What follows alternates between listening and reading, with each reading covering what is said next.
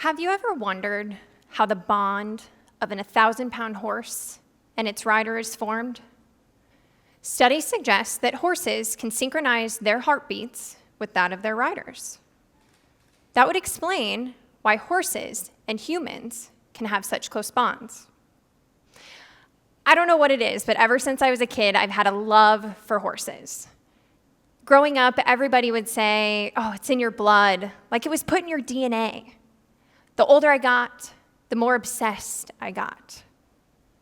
The more I followed my curiosity, the more horses went from a hobby to a way of life. There's this one time, my friend and I just finished up a riding lesson together, right? We wanted to cool down our ponies, so we figured we'd take them on a nice, quiet trail ride through the trees. One thing led to another, and we were running through the trees, laughing hysterically. I don't remember what we were laughing about, but I'm sure you can all relate. You know when you laugh so hard, you lose control of your body? Your abs hurt, your limbs are like they're not attached, they don't work, and you can't breathe? Okay, imagine that on top of a pony running through the trees. Yeah, complete chaos, okay? Complete chaos. As we fumbled to a stop, she fell right off her pony. And when she stood up, we realized that not only did she fall off, but she had wet her pants all the way through to her saddle. I don't know about you, but a good pant wetting story always leaves a memory. I'll never forget that moment. Horses will always have a special spot in my life. But little did I know, 6 years later, that horse-loving girl would be faced with one of the most challenging days of her life. I was 19 years old. I had been with my boyfriend for about 2 months. I'd known him for years, so he wasn't any stranger. But as you all can maybe relate, a relationship when you're 19, there's so many ups and downs. It's hard growing into communicating and managing all of those emotions. I had also just recently been kicked out of my mom's house. When I wasn't home, she took all of my stuff and put it at the end of the driveway. That was a clear indication I was no longer welcome.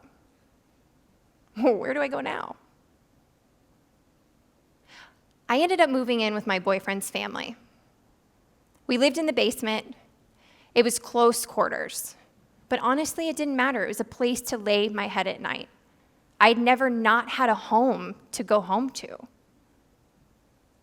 And on top of all of the chaos and all of the stress of life, I was an addict. I was addicted to pharmaceutical drugs and alcohol. Throughout my childhood, I had suffered several different kinds of trauma, from family addiction and abuse to sexual assault. I learned at a very young age, when we mask our emotions with drugs and alcohol, you don't have to feel them. Problem solved. One morning I woke up. I didn't feel right. I was nauseous. I felt super sick. And then I realized for the last week I had not been feeling right. I laid there in bed and started to kind of process. And just like that, a ton of bricks to the middle of my chest. Me? Me? Not me. Are you kidding me? No, absolutely not. Couldn't be me. No. I decided to get in the car and go to Walgreens anyways. I walked in, and some of you might have guessed it. I walked right to the women hygiene aisle. That minute that pregnancy box hit my hands, pure panic set in. Where do I go? I can't take this back to his house.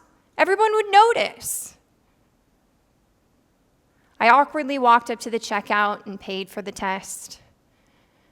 As I walked to the door, I really didn't know what I was going to do, but before I walked out, I glanced over my shoulder at the cashier.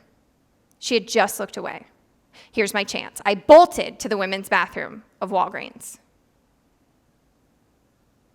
Those 3 minutes waiting for those test results were the longest 3 minutes of my life. I was 19 years old, sitting in a Walgreens bathroom, taking a pregnancy test. I pick up the test, pregnant. Again, 19, basically homeless, right? Been kicked out of my childhood home. Relationship wasn't pretty by any means. I was an addict, huge problem, and now pregnant? The walls were caving in on me. The breath felt like it was just leaving my lungs. I allowed myself to ask a question. What now? Seems pretty simple, right? Except in this situation, it was pretty loaded. I took a moment and I found myself answering with, just breathe.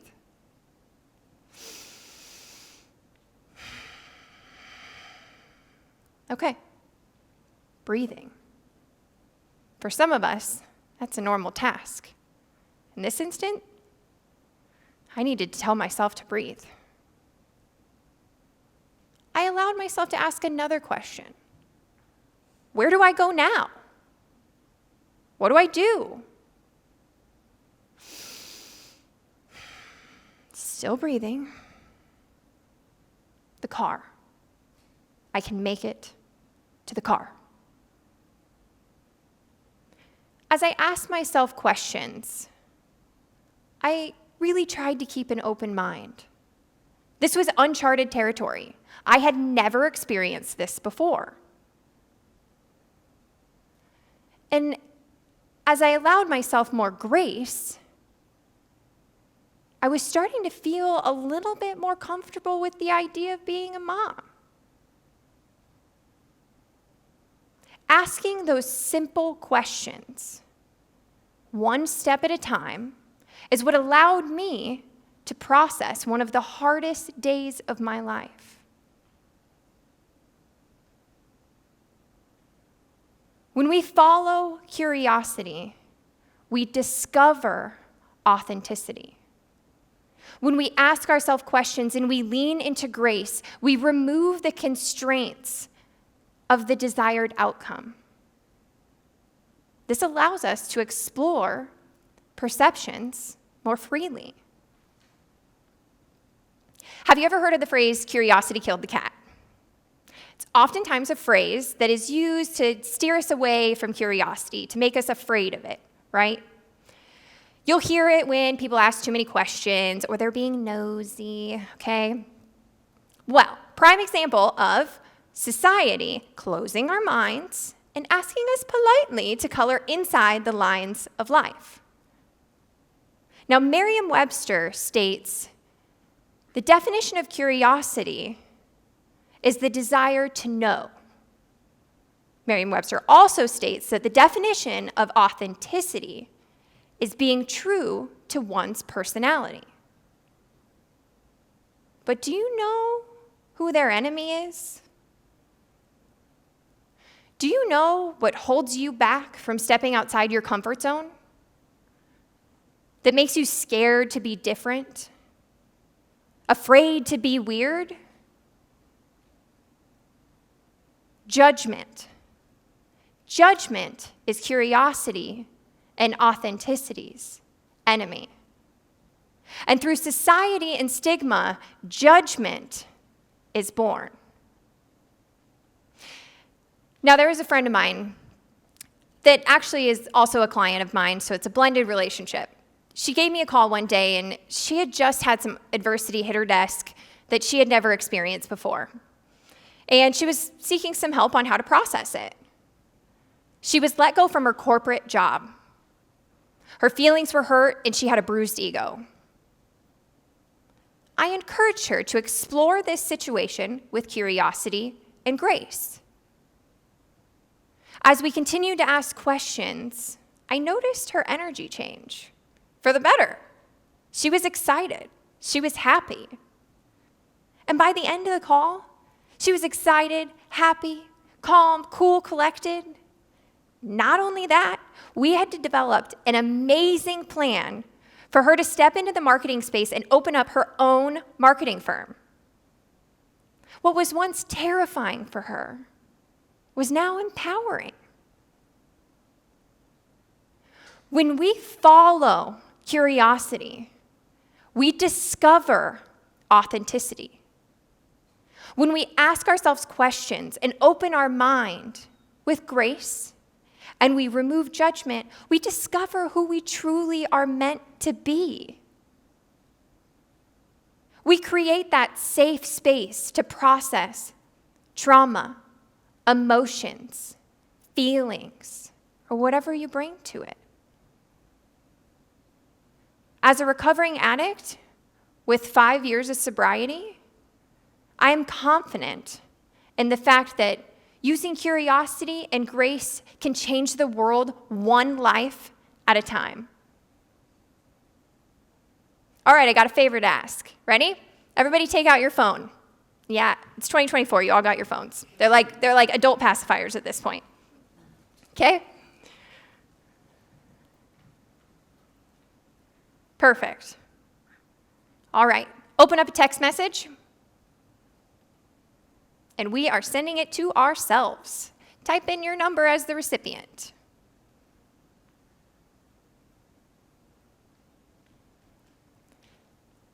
Today, we're going to use curiosity and grace to define a few things. So the first one we're going to define is dream. Put down dream with a dash next to it.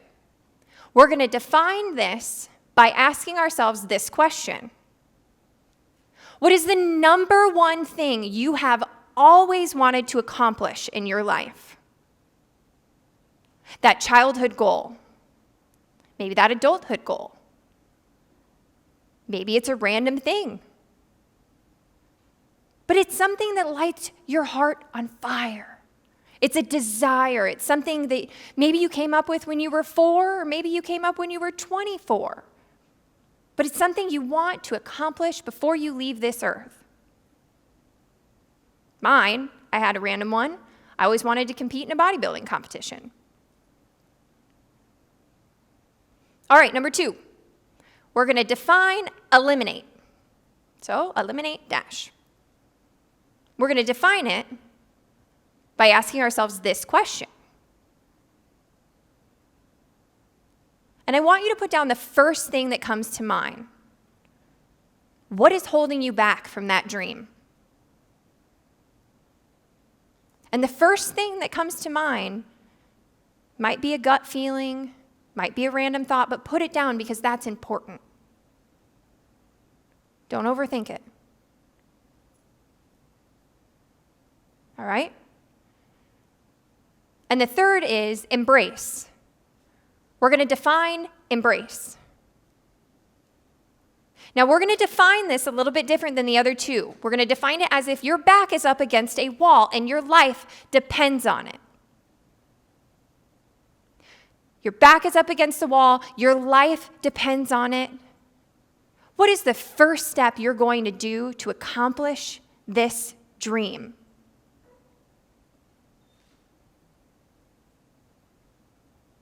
And when you're finished with that,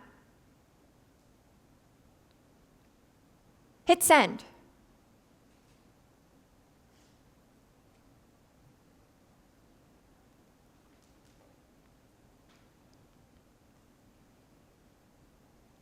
Do you remember when I said your life depends on it?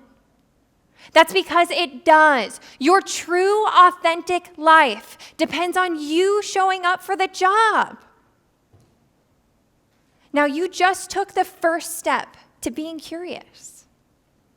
By sending that text message, you made a commitment to yourself today. Congratulations. If I wouldn't have made that same commitment to myself 12 years ago, I wouldn't be the mother I am today. If you wouldn't have made the commitment to be curious, you wouldn't be showing up here today. Now, although society has taught us curiosity kills the cat, what they don't tell us is satisfaction brought it back. Now, I want you all to remember one thing, friends. When you follow curiosity, you'll discover authenticity. Thank you.